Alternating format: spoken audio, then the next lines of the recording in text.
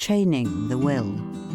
The education of the will is the object of our existence, says Emerson. Nor is this putting it too strongly if we take into account the human will in its relations to the divine. This accords with the saying of J. Stuart Mill that a character is a completely fashioned will. In respect to mere mundane relations, the development and discipline of one's willpower is of supreme moment in relation to success in life. No man can ever estimate the power of will.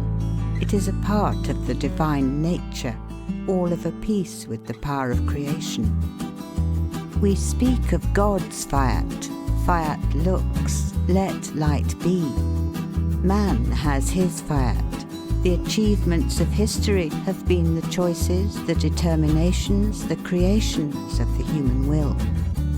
It was the will, quiet or pugnacious, gentle or grim, of men like Wilberforce and Garrison, Goodyear and Cyrus Field, Bismarck and Grant, that made them indomitable.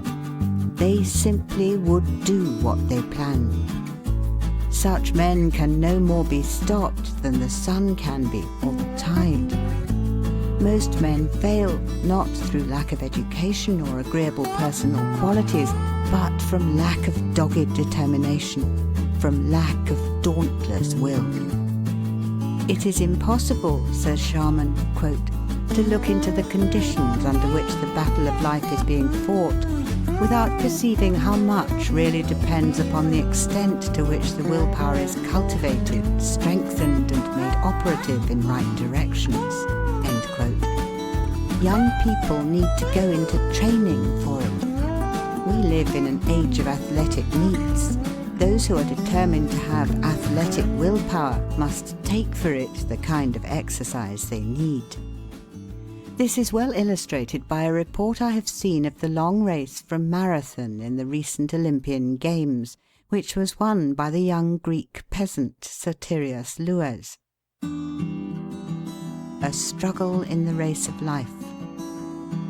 There had been no great parade about the training of this champion runner.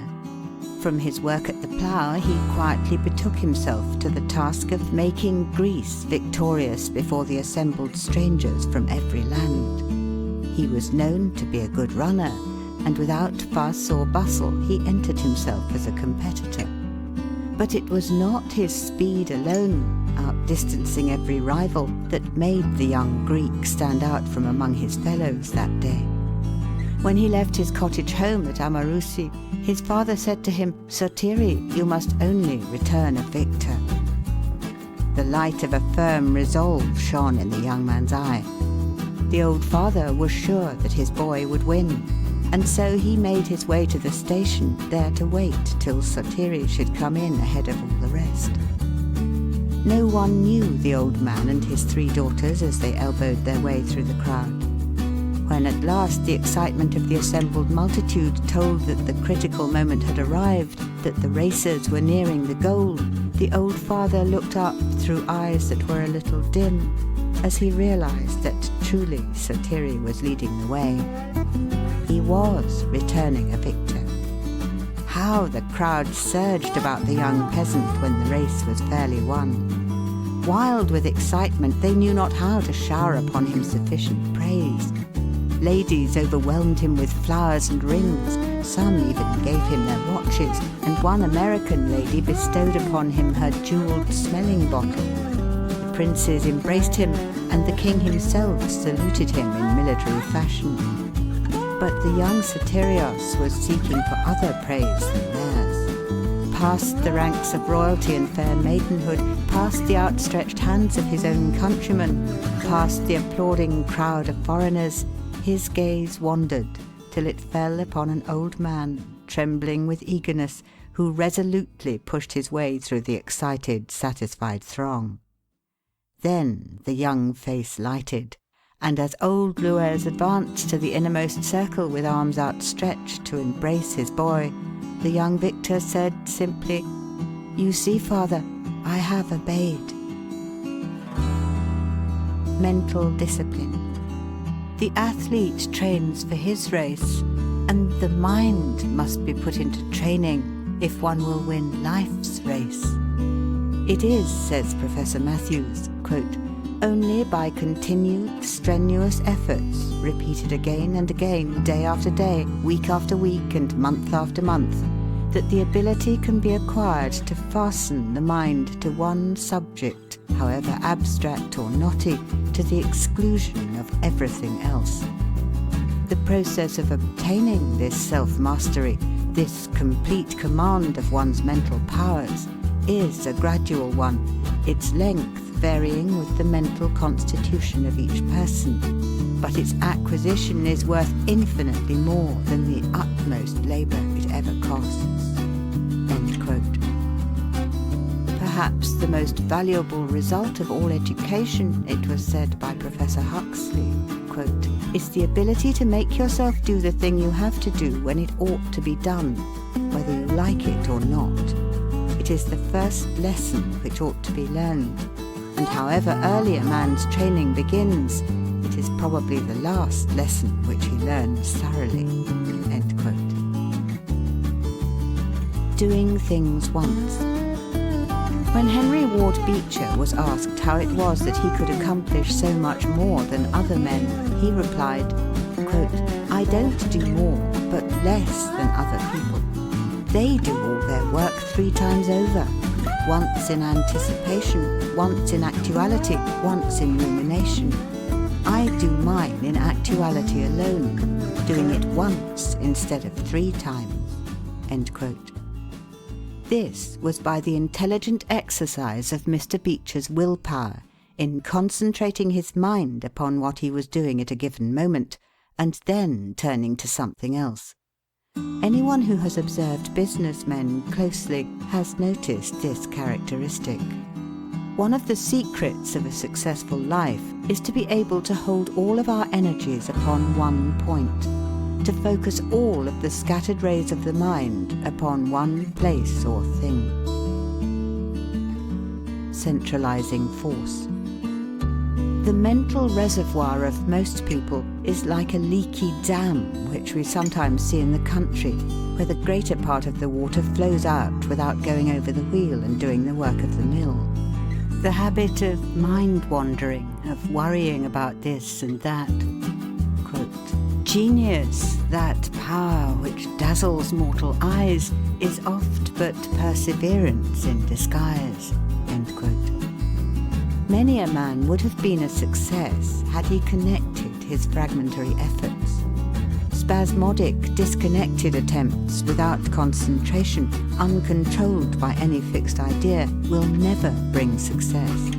It is continuity of purpose alone that achieves results. Learning to swim. The way to learn to run is to run. The way to learn to swim is to swim.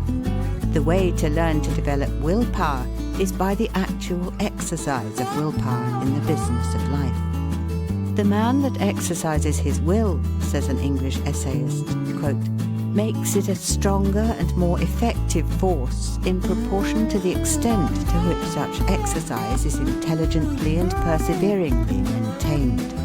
End quote. The forth-putting of willpower is a means of strengthening willpower. The will becomes strong by exercise.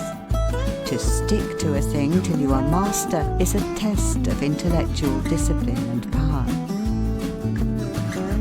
Dr. Kyler. It is astonishing, says Dr. Theodore Kyler, quote, how many men lack this power of holding on until they reach the goal. They can make a sudden dash, but they lack grit. They are easily discouraged. They get on as long as everything goes smoothly, but when there is friction, they lose heart. They depend on stronger personalities for their spirit and strength. They lack independence or originality. They only dare to do what others do. They do not step boldly from the crowd and act fearlessly. End quote. The big trees. What is needed by him who would succeed in the highest degree possible is careful planning. He is to accumulate reserved power that he may be equal to all emergencies. Thomas Starr King said that the great trees of California gave him his first impression of the power of reserve. Quote, "It was the thought of the reserve energies that had been compacted into them," he said, "that stirred me. The mountains had given them their iron and rich stimulants. The hills had given them their soil, the clouds had given their rain and snow, and 1,000 summers and winters had poured forth their treasures about their vast roots."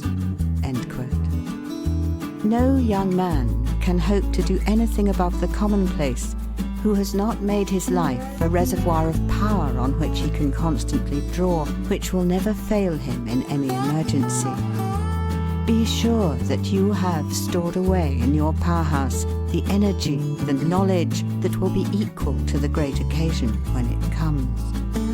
"If I were 20 and had but 10 years to live," said a great scholar and writer, quote, "I would spend the first 9 years accumulating knowledge and getting ready for the 10th. End quote. I will. There are no two words in the English language which stand out in bolder relief, like kings upon a checkerboard, to so great an extent as the words "I will." There is strength, depth and solidity, decision, confidence and power, determination, vigour and individuality in the round, ringing tone which characterises its delivery. It talks to you of triumph over difficulties, of victory in the face of discouragement, of will to promise and strength to perform, of lofty and daring enterprise, of unfettered aspirations, and of the 1,001 solid impulses by which man masters impediments in the way of progression. As one has well said, quote, "He who is silent is forgotten. He who does not advance falls back. He who stops is overwhelmed, distanced, crushed.